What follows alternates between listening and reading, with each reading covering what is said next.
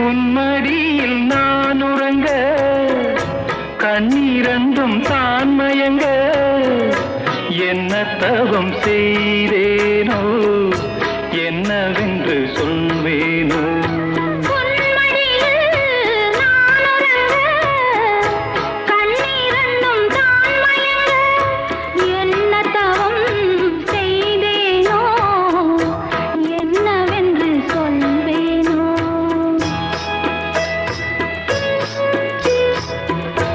ஏழ் பிறப்பும் இணைந்திருக்கும்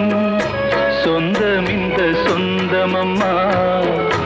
வாழ்விருக்கும் நாள் வரைக்கும்